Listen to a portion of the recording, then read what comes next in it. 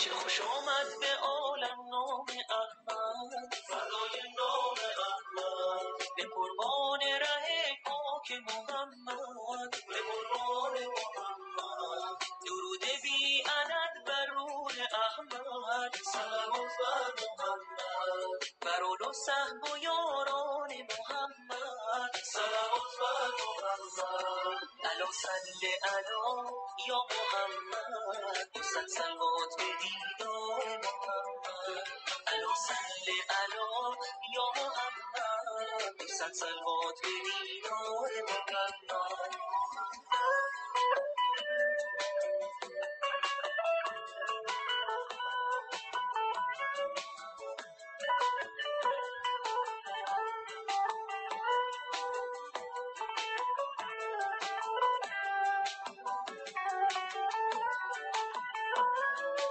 چه خوش آمد به عالم نام احمد، فدای نام احمد، به قربان ره پاک محمد، به قربان محمد. درود بی عدد بر روح احمد، صلوات بر محمد، بر آل و صحب و یاران محمد، صلوات بر محمد. الا صل علی یا محمد، صد صلوات به دیدار محمد.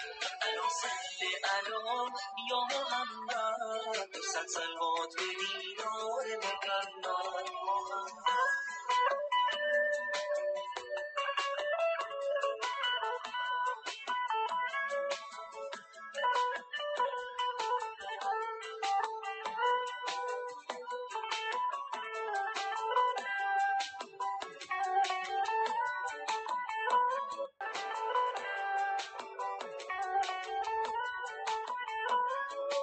چه خوش آمد به عالم نام احمد، فدای نام احمد، به قربان ره پاک محمد، به قربان محمد. درود بی عدد بر روح احمد، صلوات بر محمد، بر آل و صحب و یاران محمد، صلوات بر محمد. الا صل علی یا محمد، صد صلوات به دیدار محمد. الا صل علی یا محمد، صد صلوات به دیدار محمد.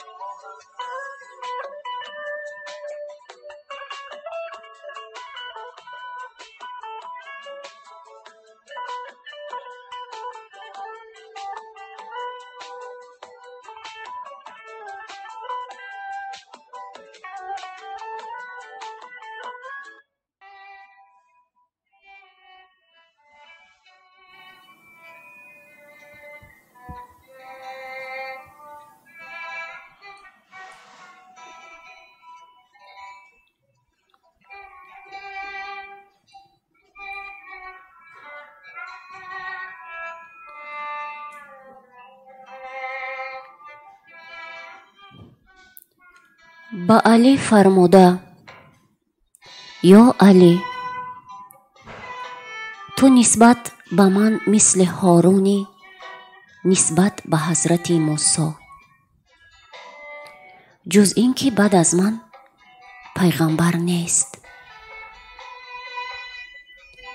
من به تو سپارش میکنم که اگر به کار بندی ستوده زندگی کنی و شهید بمیری و در قیامت فقیه و عالم مشهور شوی، برخیزی.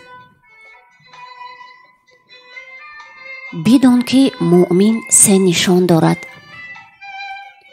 روزه و نماز و صدقه.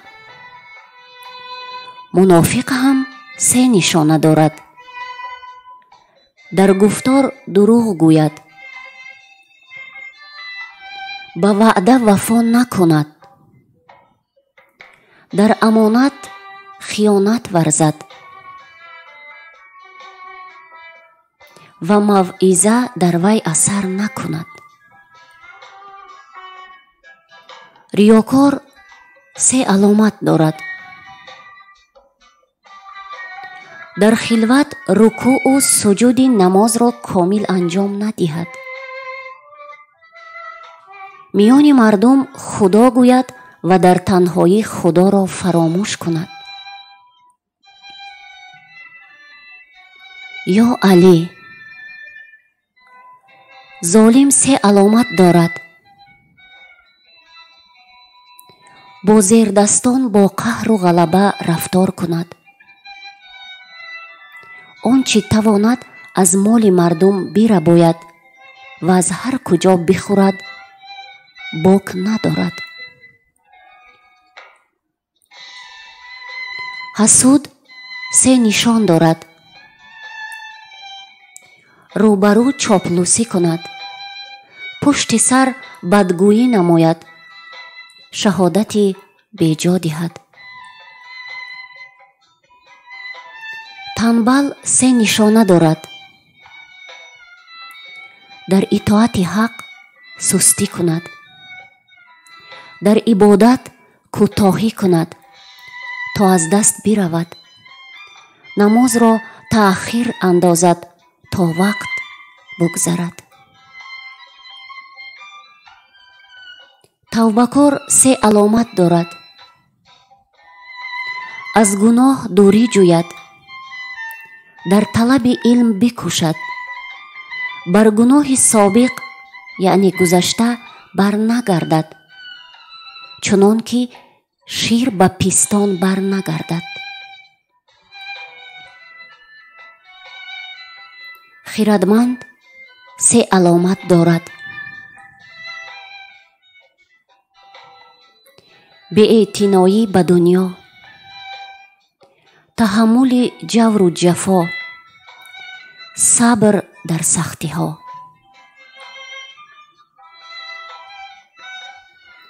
بردبار 3 نشان دارد: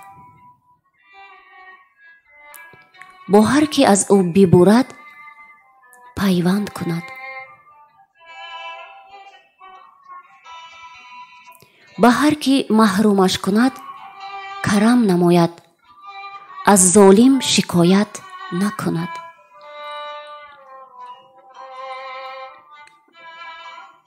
نشانه احمق 3 چیز است: سستی در واجبات دینی، مسخره بندگان خدا، پرحرفی در غیر ذکر الله. نشانه مرد لایق و شایسته 3 چیز است: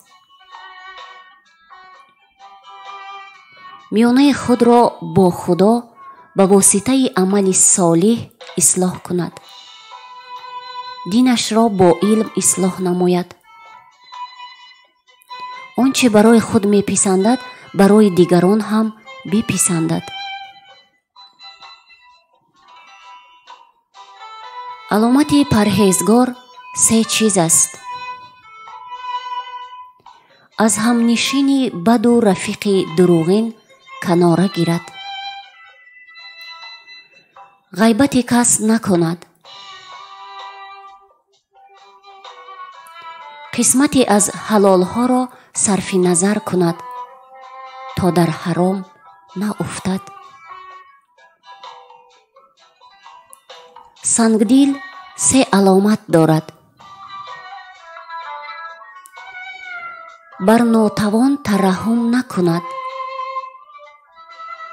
با اندک نسازد، پند و اندرز در او سود نگذارد.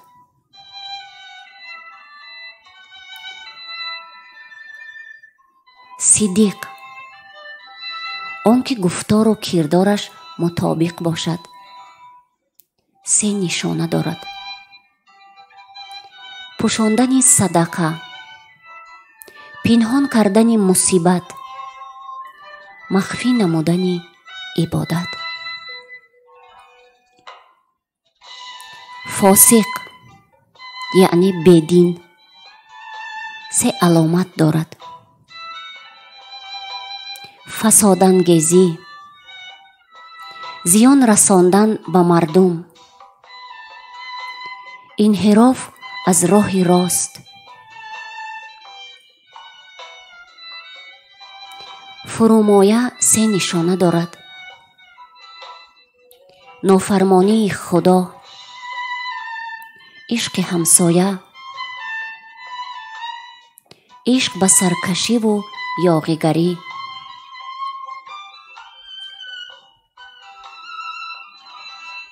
нишони обид се чиз аст.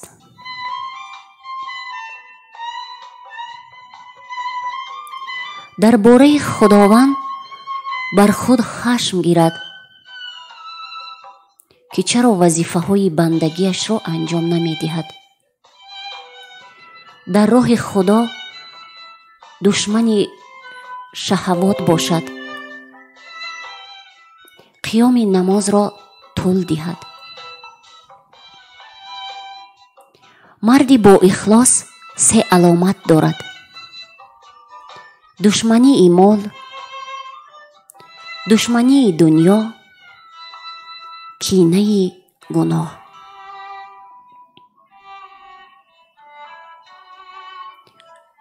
олим се нишона дорад: ростгӯӣ, парҳез аз ҳаром, фурӯтанӣ дар баробари умуми мардум. саховатманд се аломат дорад: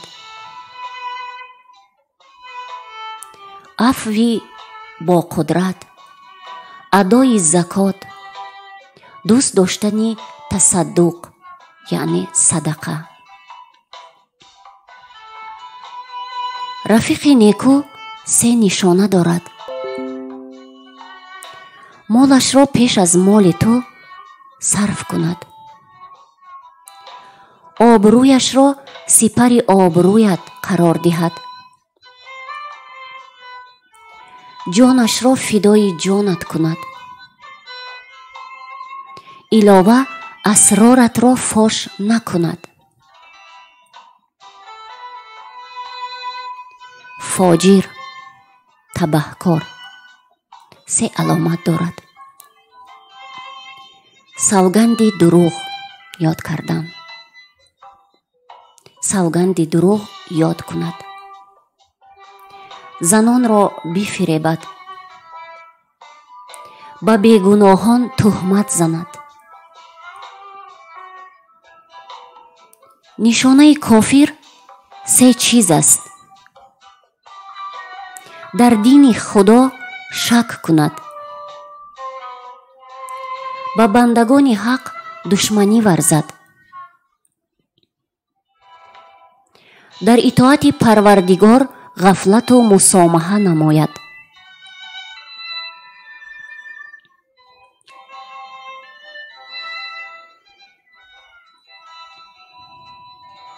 се касро худо дар сояи арш ҷо надиҳад: он ки ҷомаи хешро аз сари кибру бузургӣ баланд дароз гирад, чунон ки рӯи по бикашад.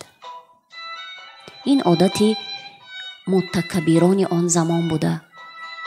касе ки дар рӯи ғайбаткунанда бихандад, марде ҷинсро, чизи фурӯширо барои фиреби муштарӣ яъне харидор биорояд. се касанд ки худо дар қиёмат ба онон сухан нагӯяд ва аз гуноҳ покашон накунанд ва азоби дардноке доранд. миннатгузоре ки ҳар чӣ ба ҳар кас диҳад, бар ӯ миннат ниҳад. касе ки қасамро сармояи касб қарор диҳад. он ки аз рӯи кибр ҷомаро дароз кунад.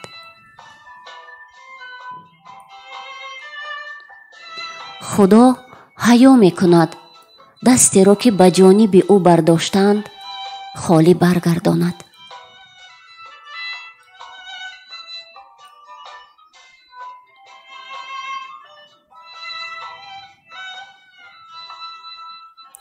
3 нафар рафтанд аз занҳои пайғамбар салаллоҳ роҷӣ ба ибодати он ҷаноб суолоте карданд ва чун аз вазъи ибодати ӯ мутталиъ огоҳ шуданд ки ба ҳолати таодул асту ифрот дар кор надорад. гӯё ин вазъро написандиданд ва бо худ гуфтанд: мо куҷову пайғамбар куҷо? худо гуноҳи гузаштаву ояндаи ӯро бахшида. пас агар ибодати камтаре ҳам бикунад, боки нест. яке гуфт: аммо ҳар шаб то ба субҳ намоз мегузорам. дигаре гуфт: ман то абад рӯзҳо рӯза мегирам. савумӣ гуфт: ман ҳаргиз ба зан намеомезам.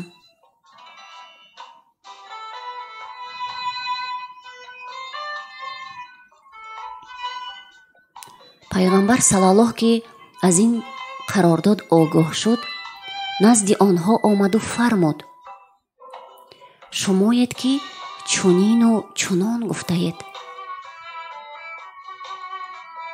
бидонед, ба худо ман аз ҳамаи шумо бештар аз худо метарсам ва риояти тақво мекунам. дар айни ҳол гоҳе рӯза мегираму гоҳе мехӯрам.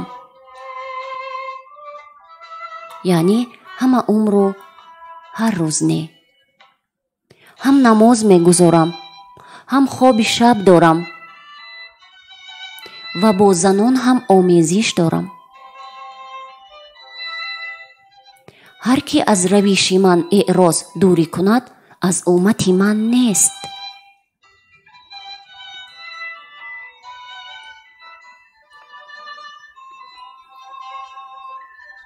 се сифатро аз калоғ биомӯзед: махфӣ омезиш, алоқаи ҷинсӣ кардан,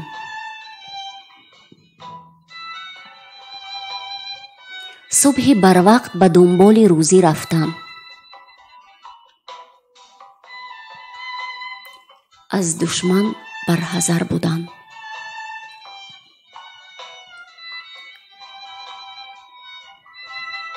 нишонаи муъмин 3 чиз аст: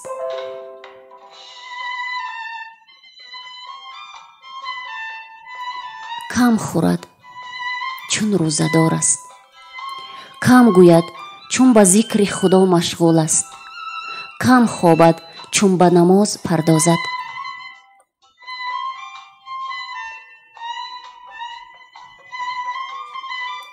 ҳеҷ кас азоби қабр набинад ҷуз барои яке аз 3 гуноҳ: ғайбат, суханчинӣ, олудагӣ ба бавл.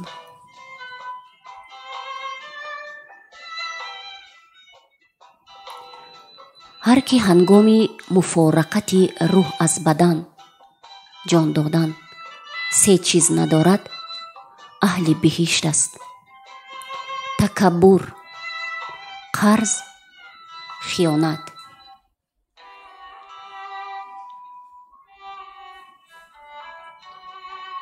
аз 3 чиз пас аз маргам бар омад метарсам: гумроҳии баъд аз ҳидоят, фитнаҳои гумроҳкунанда ва шаҳватпарастӣ дар амри ишкаму фарҷ.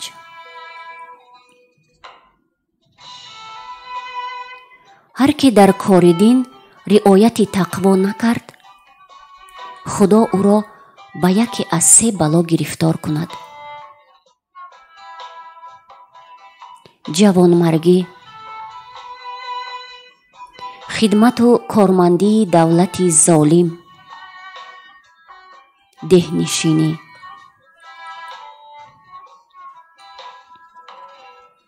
се кор аст ки دل هیچ مسلمانی در آنها دغلی و خیانت نکند.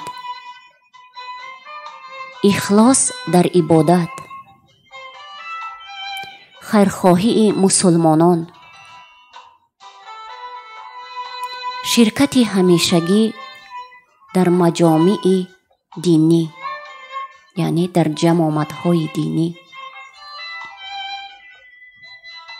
چه دعای آنها همه حاضران را فرا گیرد.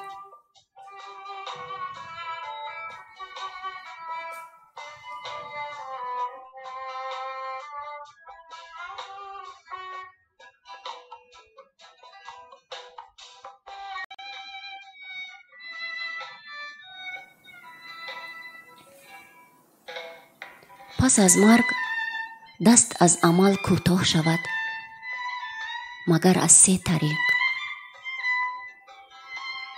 صدقه جاریه، اعمال خیری که اثرش باقی باشد، چون راهسازی و حمام و مسجد و پل ساختن و امثال آنها، و علمی که مردم از آن سود برند از قبیل تدریس و تألیف کتاب و غیره، و فرزندی درستکاری که در حقش دعا کند.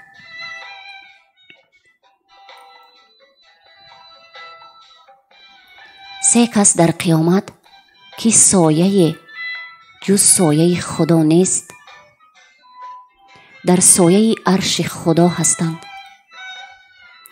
پرسیدند آنها کیانند؟ فرمود کسی که غم از دل مسلمان بردارد یا سنت مرا زنده کند یا بسیار بر من صلوات فرستد.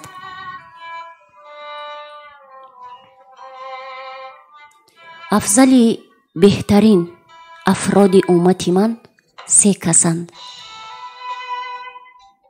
طالب علم که دوست خداست،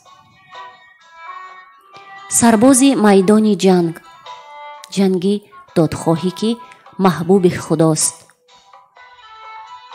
و کاسب به وسیله بازو کارگر که دوست خالص خداوند است.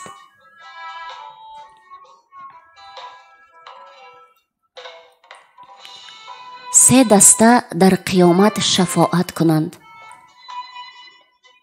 پیغمبران، علما، شهدا. رتبه علما از پیامبران پایین‌تر و از شهیدان بالاتر است.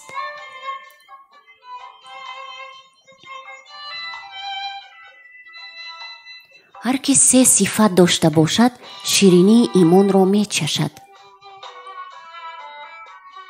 خدا و پیغمبر را از هر چیز بیشتر دوست دارد. با بنده صرفاً برای خدا محبت کند. پس از ایمان آوردن چنان از برگشت به کفر بیزار باشد که از افتادن در آتش. حیله‌گر و بخیل و منتگزار داخل بهشت نشود.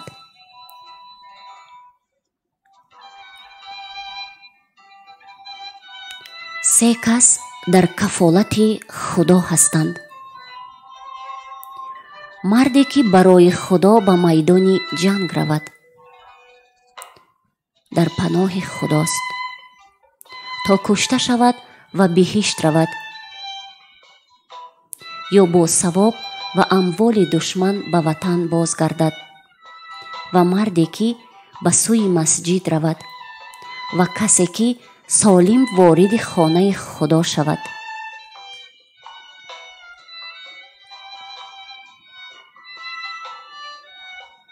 روز قیامت از طرف خداوند خطاب شود: پسر آدم، ман мариз яъне бемор шудам, чаро аёдат накардӣ? яъне хабар нагирифтӣ? гӯяд: худовандо, ман чӣ гуна туро аёдат кунам? ту худ парвардигори оламӣ. фармояд: магар нафаҳмидӣ фалон бандаи ман бемор шуд, чаро аёдаташ накардӣ? намедонистӣ ки агар аёдаташ кунӣ, назди ӯям?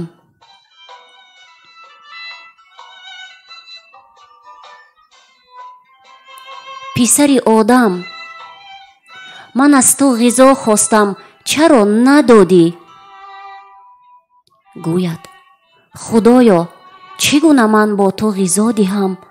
ту худои ҳама ҳастӣ. хитоб шавад: фалон фақир ғизо хост, ба ӯ надодӣ. намедонистӣ ки ба ман медиҳӣ? фарзанди одам, ман аз ту об хостам, чаро надодӣ? боз ҳамон суолро такрор кунад. ҷавоб ояд: фалон банда ташна буд, об хост, надодӣ. намедонистӣ ки агар серобаш мекардӣ, он обро назди ман меёфтӣ.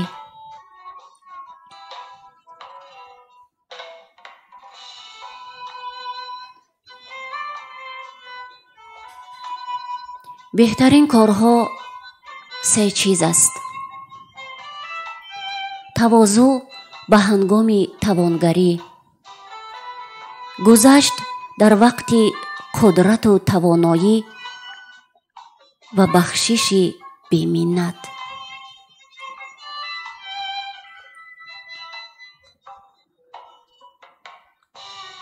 се касанд ки ман дар қиёмат ба онҳо хусумат мекунам.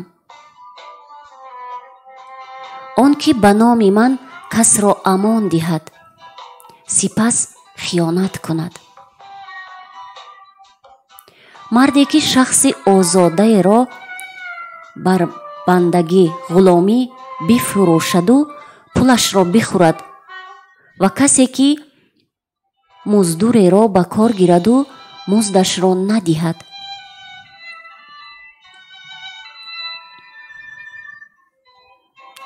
ба василаи фикру таъаммул қалбро бедору ҳушёр соз.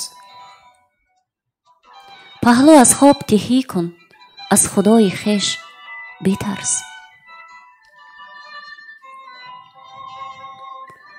се чиз наҷотбахш аст ва се чиз кушанда.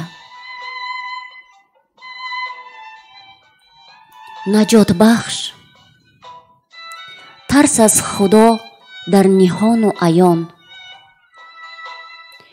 миёнаравӣ дар фақиру тавонгарӣ ва эътидол дар хашму хушнудӣ. кушанда бухле ки мутеъи он шавад, ҳавасе ки ба дунболаш раванд ва худписандӣ.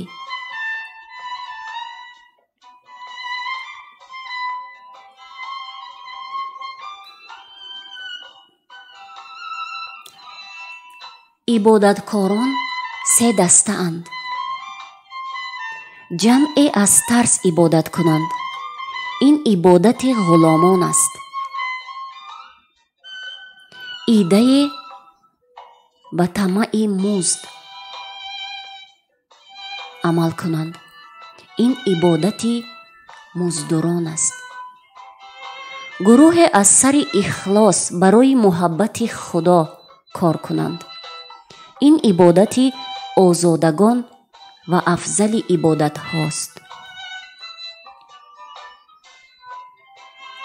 касе ки ба яке ошиқ шаваду ниҳон дорад ва бо он ишқ бимирад, ба биҳишт равад.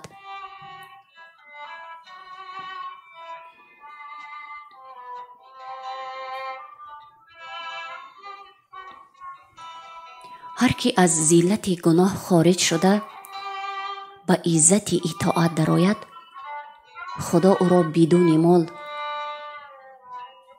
بی‌نیاز کند و بی لشکر کمک نماید و بی قوم و قبیله عزیز گرداند.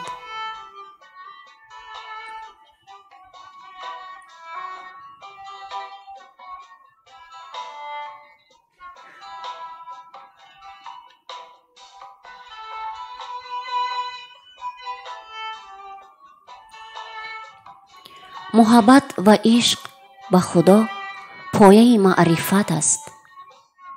پاکدامنی سرانجام یقین است و بالاترین یقین رضا به تقدیر خداست.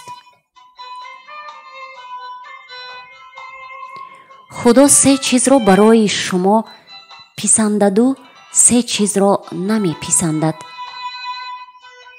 می پسندد که او را بپرستید و هیچ کس را با وی شریک نکنید. همه به رشته خدای چنگ زنید و از همه جدا نشوید و نسبت به فرمان روایانی که برایتان میگمارد خیرخواه باشید و در مقابل اختلاف و جنجال، زیادی سؤال، خواهش از این و آن و ضایع کردن مال را نمی پسندند.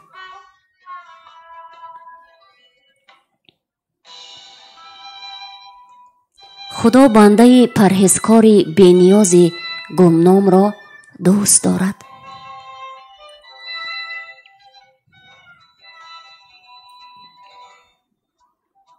فایده ایمان 3 چیز است: دوستی در راه خدا، دشمنی برای خدا، شرم از خدا.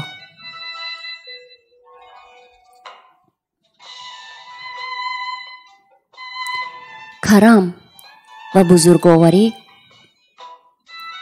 به تقوا است. شرف به فروتنی است. تسلیم در برابر خداوند به یقین باوری بیشک است.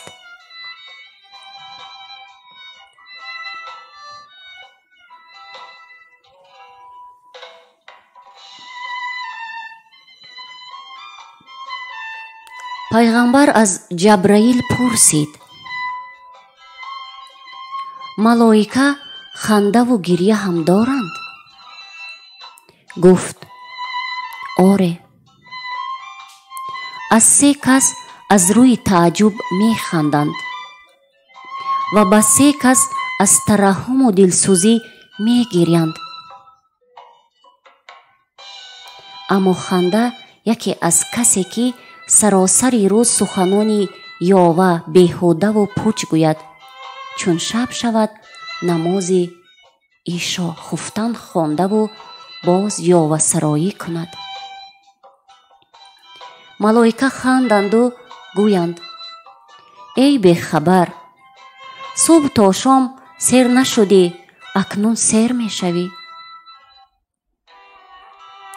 دیگر از دهقانی که بیل و کلان برداشته به بهانه تعمیر و اصلاح زمین خود دیوار مشترک را، شریکی را می ساید تا به سهم خویش بیفزاید، حصه خود را زیاد کند. ملائکه خنده کند و گویند: آن زمین پهناور تو را سیر نکرد، این مختصر کم تو را سیر می کند. سوم از زنی که در زندگی از بیگانه خود را نپوشیده، پس از مرگ او را در قبر نهند و بدنش را بپوشانند که از دیده ها پنهان باشد. آنگاه ملائکه بخندند و گویند: هنگامی که مورد رغبت انگیز دلفریب بود، او را پنهان نکردید. اینک مستور پوشیده کنید که مورد نفرت است. اما گریه آنها یکی بر غریب است که در راه طلب علم بمیرد. دوم بر زن و مرد سالخورده که آرزوی فرزند کنند در آخر عمر پسر نصیبشان شود خرسند دل شوند و دل بر او بندند که در آخر کار به ما خدمت کند و پس از مرگ جنازه ما را تشیع نماید. آنگاه پسر پیش از پدر و مادر جان سپارد. ملائکه قبل از پدر و مادر بر او بگریند.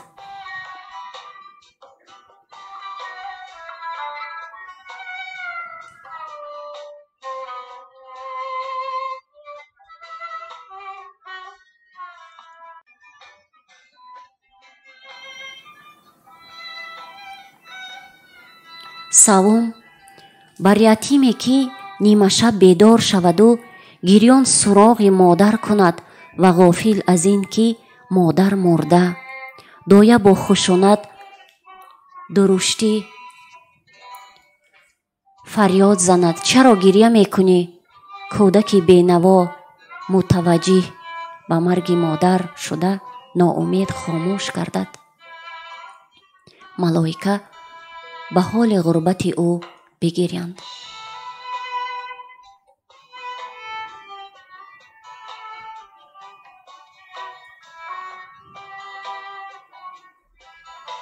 منافق 3 نشانه دارد.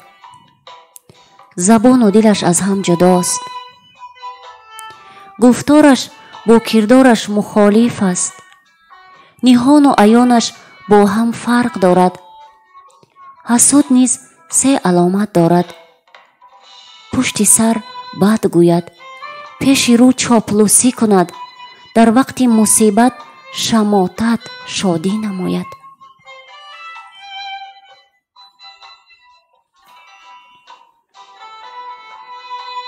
خداوند 3 زن را از عذاب قبر امین دارد و با فاطمه زهرا مشهور فرماید زنده شوی بعد مرگ. زنی که به هنگام تنگدستی شوهر صبر کند و از او جدا نشود. زنی که با بداخلاقی شوهر بسازد و تقاضای طلاق ننماید. زنی که مهرش را به شوهری بی بضاعتش ببخشد.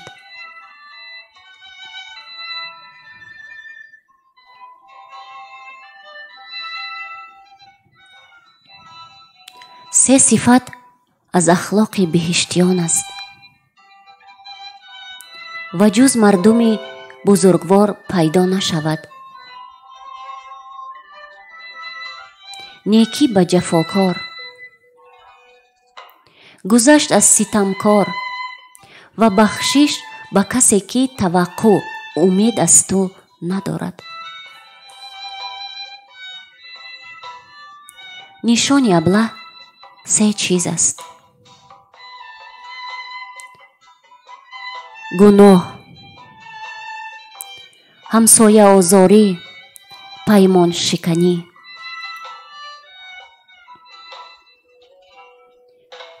نشانه زهد و پارسایی نیز 3 چیز است: دوری از همنشین بد، پرهیز از دروغ و ترک گناه. علامت بدبخت 3 چیز است: خوردن لقمه حرام، دوری از علما و رحم نکردن بر زیر دستان. نشانه خردمند 3 چیز است: ترک دنیا، تحمل رنج مردم، صبر در گرفتاری ها.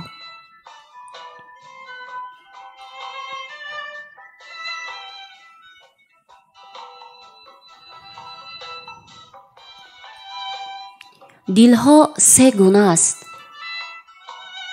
فریفته دنیا، طالب آخرت و عاشق خدا. فریفته دنیا در سختی و بلا به سر برد بزید. طالب آخرت дараҷоти баланд ёбад. عاشق خدا دنیا و آخرت هر دو را یابد و خدا هر سه را دارد.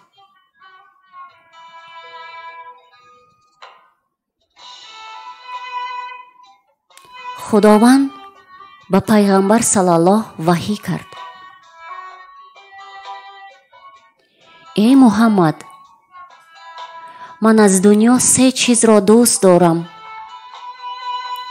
قلب شاکر یعنی شکرگزار، زبان ذاکر یعنی ذکر کننده و بنده ای که در برابر بلا صابر و شکیبا باشد.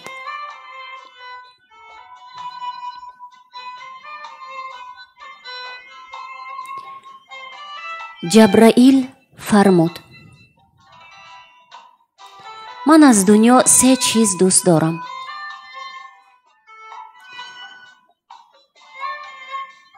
راهنمایی گم شده، کمک ستم دیده، دوستی با بینوایان.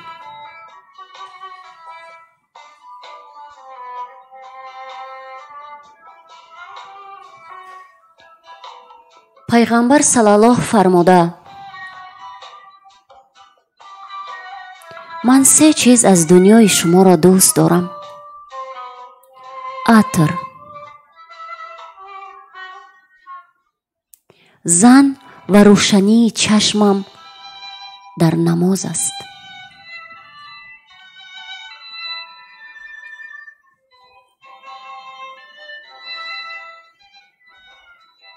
من از دنیا سه چیز دوست دارم: روزه در تابستان، شمشیر زدن در راه خدا، پذیرایی مهمان.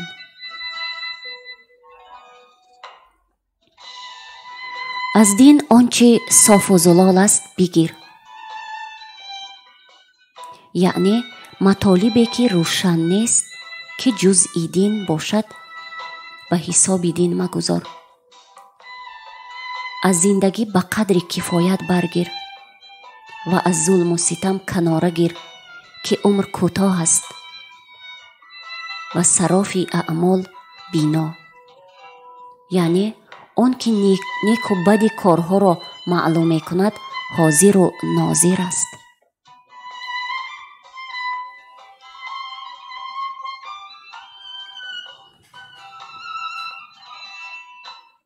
سه چیز را خدا دوست دارد: کم گفتن، کم خفتن، کم خوردن. سه چیز را خدا دشمن دارد: پرگوی، پرخوابی، پرخوری. سه چیز از سنت پیامبران است: طهارت و پاکی، ازدواج، پرهیزگاری. سه چیز نشانه احمقی است: مزاح بسیار، سرگرمی های ناروا، تندی و خشونت، درشتی. سه چیز فعل دوزخیان است: تکبر، خودپسندی، بد اخلاقی.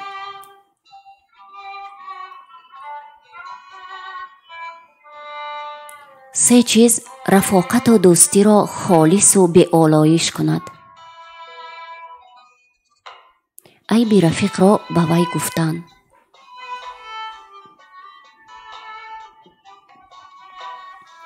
پشت سر آبرویش را حفظ کردن، کمک به هنگام سختی. سه کس در قیامت ترس ندارند: مؤمن خالص، جزا دهنده احسان، آن که مزد کار خیر را می دهد، پادشاه عادل.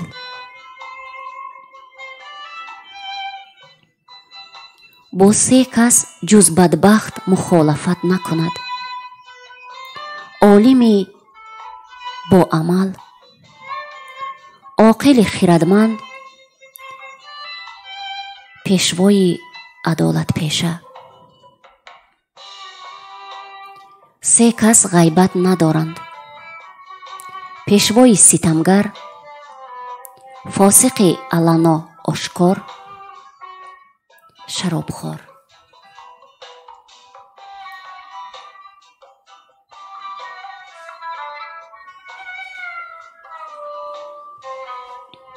سه کسند که خداوند در قیامت با آنان سخن نگوید، به آنها نظر نکند و عذاب دردناک دارند. آن که علم را وسیله جمع مال قرار دهد، کسی که حرام را به ایجاد شبهه انجام دهد، مثلا دروغ گوید و عذر آورد که مصلحت آمیز است، و آن که با زن همسایه زنا کند.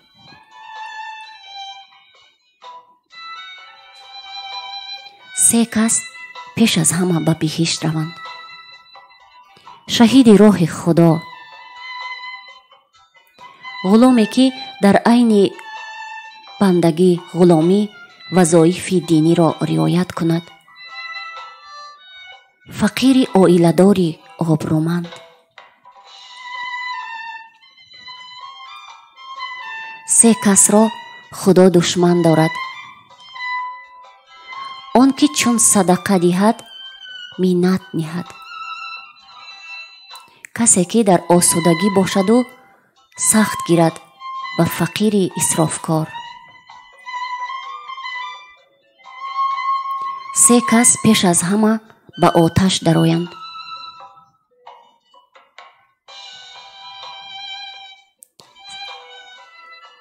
زمامداری که با ظلم و ستم مسلط شود، توانگری که زکات ندهد و مستمند گناه.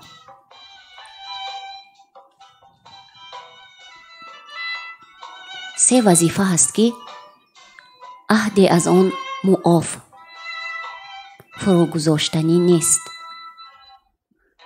وفایی به عهد و پیمان با کافر و مسلمان، نیکی به پدر و مادر چه کافر و چه مسلمان، رد امانت به مسلمان و کافر.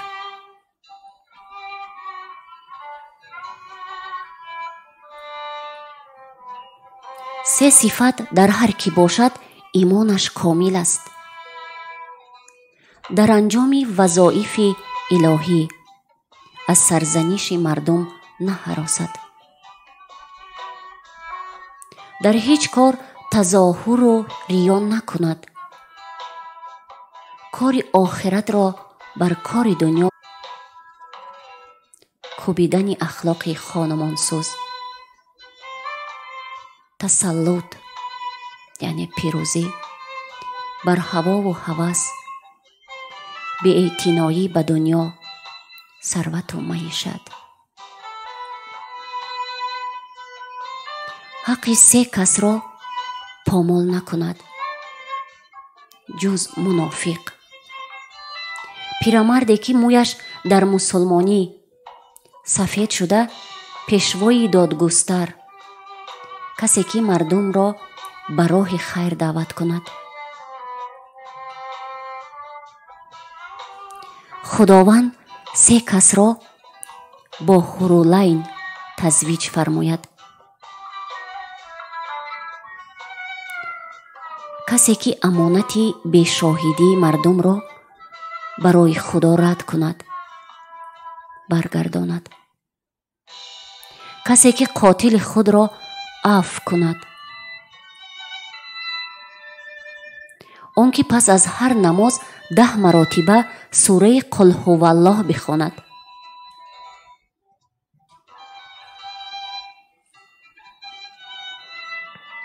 سه کس غیبت ندارد: گناهکاری علنا، قاضی بیدادگر، منافقی که گفتار و کردارش با هم فرق دارد.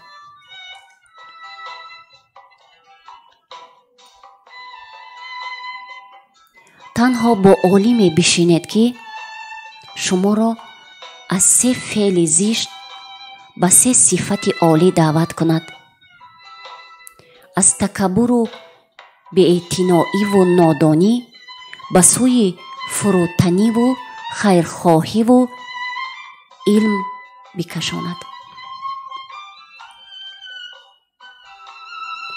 تباهی نفس انسانی به 3 چیز است: تکبر، حرص و حسد. تکبر دین را تباه کند، چنان که شیطان را دچار لعنت کرد. حرص دشمن جان است، آدم را از بهشت بیرون کرد. حسد پیش درآمد بدبختی است، قابیل را به کشتن برادرش هابیل واداشت.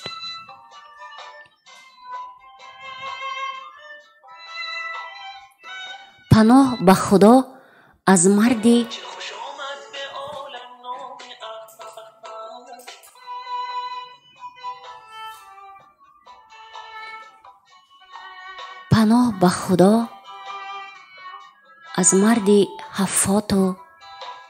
حفات و نفات. حفات کسی است که به زبان دوست است و به دل دشمن. حفات پرحرف است که سخنانی بیهوده گوید.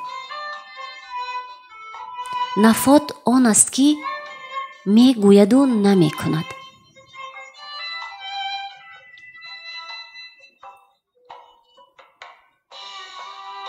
ابن عباس گوید پیغمبر صلی الله نگاه به خانه کعبه کرد و فرمود: آفرین به تو، خانه با عظمت و احترامی هستی. اما احترام مؤمن در پیشگاه مقدس خدا از تو بیشتر است.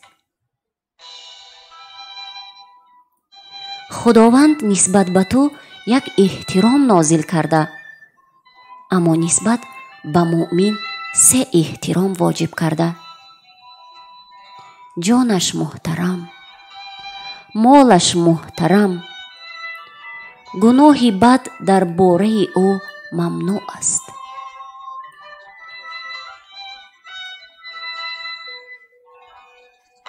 همسایه 3 گونه است: بعضی 1 حق دارند، بعضی 2 تا و بعضی 3 تا. نخستین همسایه مشرک کافر است. دومین مسلمانی بیگانه. سومین قوم و خویش مسلمان.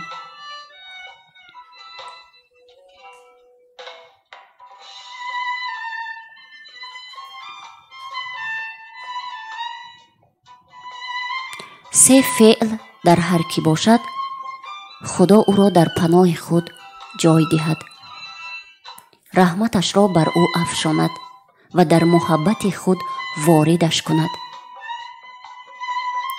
پرسیدند این صفات چیست؟ فرمود شکر به هنگام نعمت، عفو در وقت قدرت، خونسردی در موقع غضب.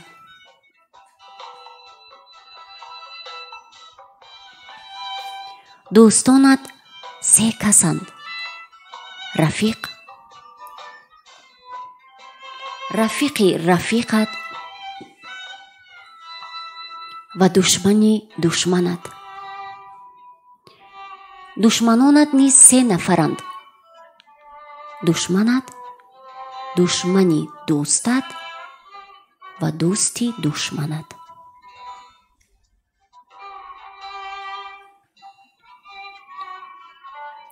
уммати ман се дастаанд.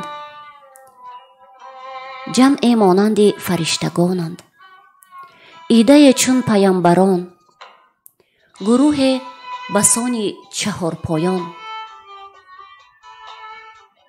дастаи аввал ҳама ҳимматашон дар зикри худост.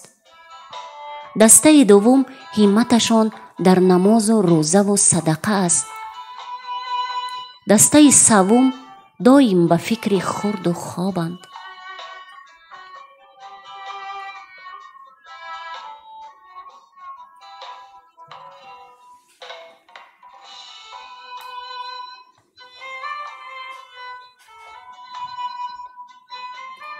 уммати ман дар дунё се табақаанд.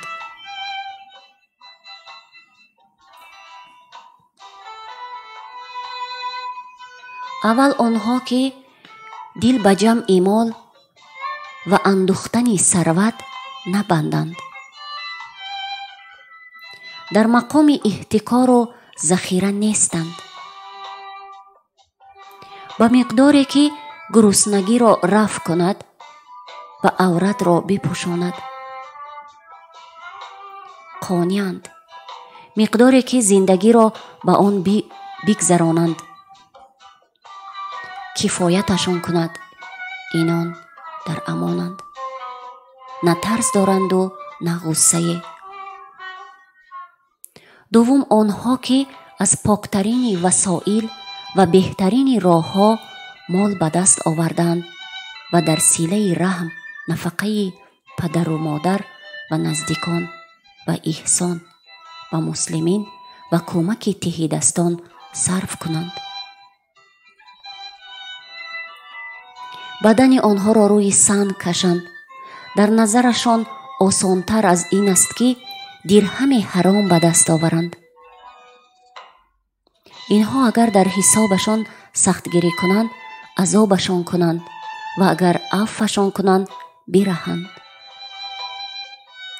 саввум онҳо ки ба гирд овардани мол алоқаманданд. аз ҳаром ё ҳалол ҳуқуқи воҷибро напардозанд ё ба тариқи исроф харҷ кунанд ё ба дари бухлу иҳтикор нигоҳ доранд. дунё маҳори қалби онҳоро ба даст гирифта ва саранҷом ба оташашон мекашад.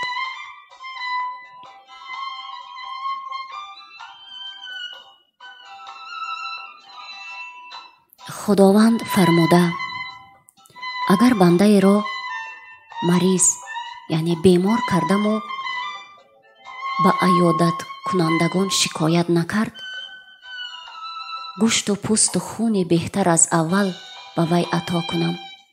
агар бимирад, ба раҳмати ман пайваста ва агар бимонад, гуноҳашро бубахшам. ақл се қисмат аст. ҳар ки ҳамаро дорад, ақлаш комил ва ҳар ки ҳеҷ якро надорад, бехират аст. худоро дуруст шинохтан, хуб итоат кардан, сабри некӯ дар анҷоми вазифа. болотарини корҳо се чиз аст. дар бораи мардум инсоф додан, қадри ҳар касро дар ҳар амале қоил шудан. молро бо бародарони исломӣ дар миён ниҳодан, онҳоро шарик донистан ва ёди худо дар ҳама аҳвол.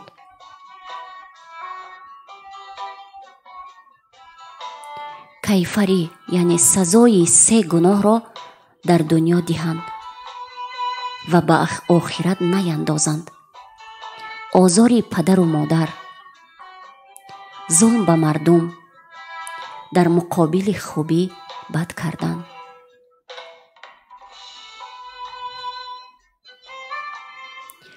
се чизро бисёр ёд кунед. تا مصیبت‌ها سبک شود.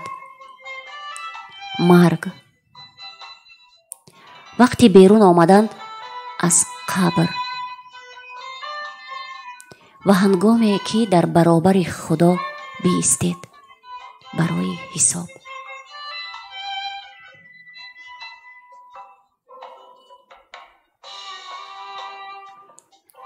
دنیا با وجود 4 دسته پابرجاست: عالمی با عمل، توانگری بخشنده، جاهلی بی تکبر و علم آموزی و فقیری که آخرت به دنیا نفروشد.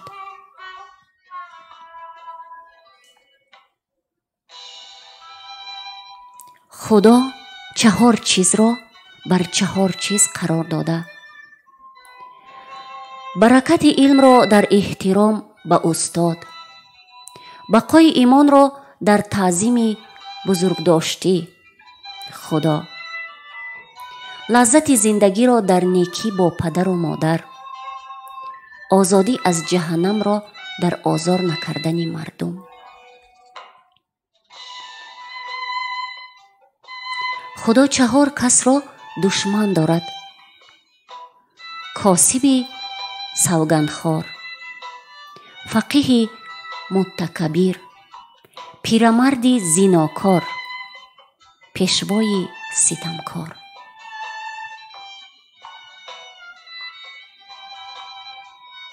خداوند به 4 کس روز قیامت نظر فرماید، یعنی رحمت فرماید و آنان را پاک کند. کسی که غم از دل برگیرد، آن که غلام مؤمنی را آزاد کند، آن که جوانی مجردی را زن دهد و هر که برای اولین بار به حج رود.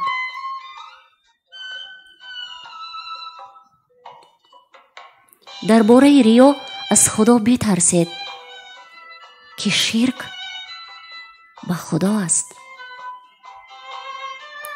ریاکار را در قیامت به 4 نام صدا زنند: ای فاجر، یعنی ای گناهکار، ای خیانتکار، عملت تباه شد، اجرت باطل گشت، امروز نصیبی نداری، برای هر کی کار کرده ای از همو مزد بخواه. 4 چیز سعادت شخص است: زنی شایسته، فرزندانی خیرمند، رفیقان خوب، روزی در وطن. نشانه بدبختی 4 است: فراموشی گناه گذشته با اون که در دفتر خدای ثبت است، از یاد نبردن کارهای خیری که کرده با این که نمیداند قبول است یا مردود. در کار دنیا با بالادست نگریستن و در کار آخرت به زیر دست. نشانه سعادت هم 4 است: همیشه به یاد گناهان گذشته بودن، فراموشی اعمال خیری که کرده، توجه به زیر دست در امر دنیا و به زبردست در امر دین.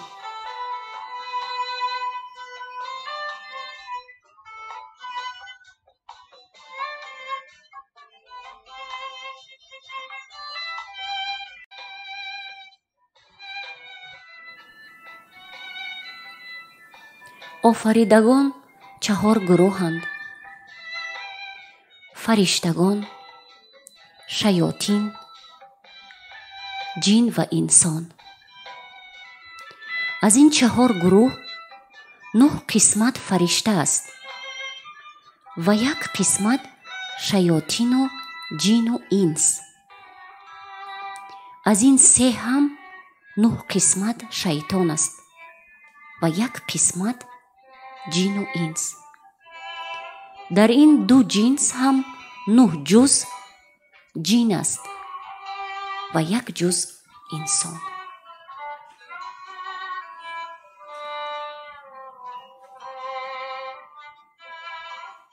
چهار چیز روزه و هر کار خیری را فاسد کند: غیبت، دروغ، سخنچینی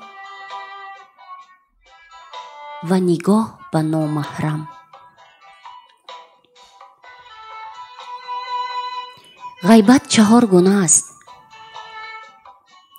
یکی به کفر می کشد و یکی به نفاق، سوم به گناه و چهارم به مباح که گناه ندارد. اول آن است که چون غیبتی مسلمان کند و گویند چرا غیبت میکنی؟ گوید این غیبت نیست، این قسم کفر است، چون حکم خدا را انکار میکند. دوم آن است که نام شخص را نبرد اما شنونده بداند کی را میگوید. این نفاق است، زیرا با این که طرف میشناسد و غیبت صریح است، نام نمیبرد که بفهماند غیبت نیست.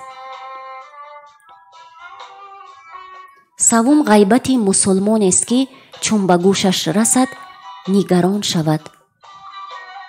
چهارم غیبت حاکم فاسق و ستمگر است که این رواست.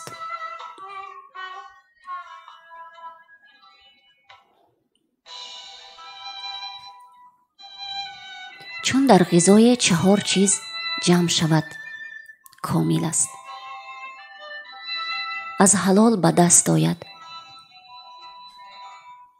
دستی زیاد در آن وارد شود، اولش بسم الله و آخرش الحمدلله گویند.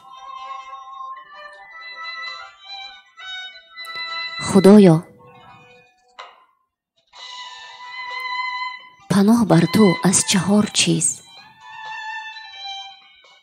علمی که سود ندهد، قلبی که آرام نگردد،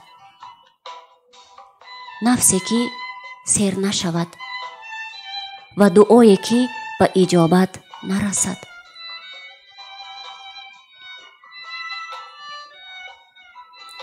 مؤمن تا 4 چیز را ترک نکند از عذاب نجات نیابد: بخل، دروغ، بدگمانی، تکبر.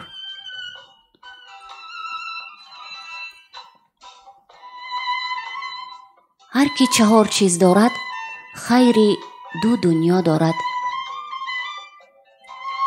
دل سپاسگزار، زبان ذاکر که ذکر خدا گوید، بدن شکیبا و پرتحمل و زن شایسته.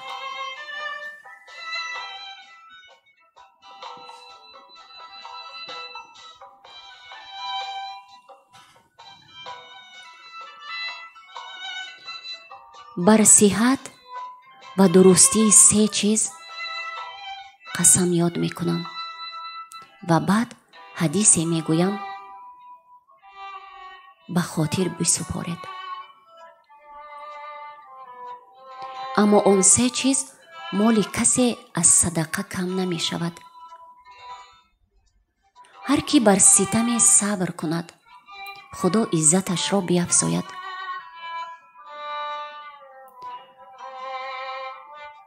هر کی دری از طمع بروی خود گشاید خداوند دری از فقر بینوایی برویش باز کند. اما حدیث: مردم دنیا 4 دسته اند، برخی مال و علم هر دو دارند. در آن مال رعایت تقوا اندازه شریعت کنند، صله رحم نمایند و به دستور خدا آن را مصرف کنند. اینها در بالاترین مرتبه هایند. گروه علم دارند و مال ندارند. اینان نیتی پاک دارند و گویند ای کاش مال داشتیم که چون فلان ثروتمندی خیرمند مصرف میکردیم. ثواب اینها هم مثل دسته اول است. ایده مال دارند و علم ندارند. کورکورانه در مال تصرف کنند، نه رعایت تقوا نمایند، نه به خویشان دهند و نه وظیفه شناسند. اینها در پسترین مرتبه هایند و نه مال دارند و نه علم. آرزو کنند که مال داشتند، یعنی داشته باشند مثل فلان ثروتمند که خرج می کردند. گناه اینها هم برابر دسته اول است. گناه اینها هم برابر دسته سوم است.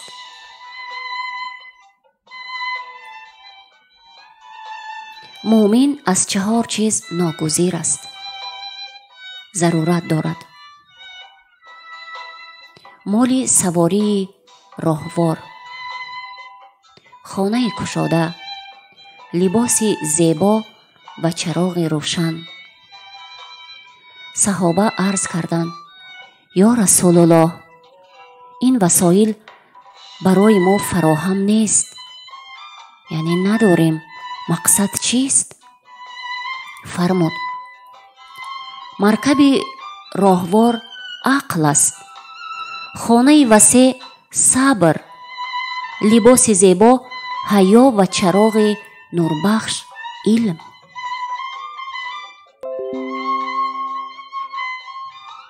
چهار چیز است.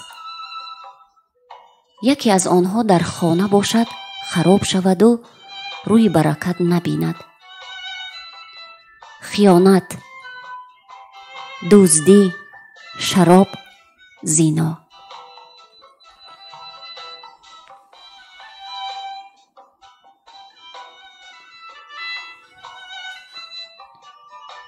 مادر 4 قسم است: مادر داروها، مادر ادبها، مادر عبادتها و مادر آرزوها. مادر دعواها کم خوردن است، مادر ادب کمگویی، مادر عبادتها کم گناهی و مادر آرزوها صبر. صراف روشنبین است، یعنی داور روشنبین است. هر کی را خداوند به قرب خود مأنوس کند، 4 خصلت به وی عطا فرماید: عزت بدون قوم و قبیله، علم بیرنج تحصیل، بینیازی بدون مال، انس و آرامش در تنهایی.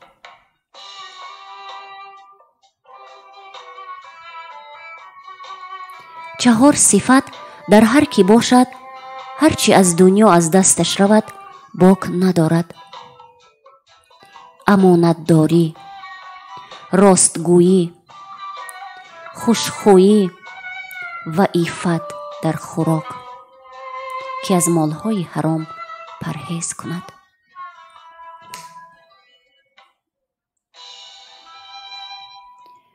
از آن جناب پرسیدند: بهترین مردم کیانند؟ فرمود: آنها که اگر کاری نیک کنند شاد شوند و اگر بد کنند پشیمان شوند و طلب آمرزش نمایند. هنگام نعمت شاکرند، شکرگزار، گاهی بلا صابر با صبر و چون خشم گیرند گذشت کنند.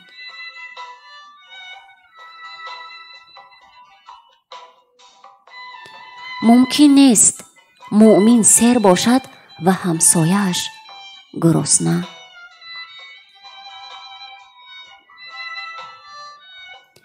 دنیا شیرین و سرسبز است.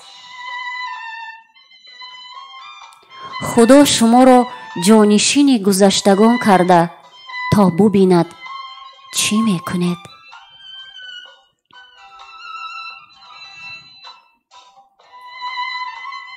آنها که خوانده ام همه از یاد من برفت، غیر از حدیث دوست که تکرار میکنم.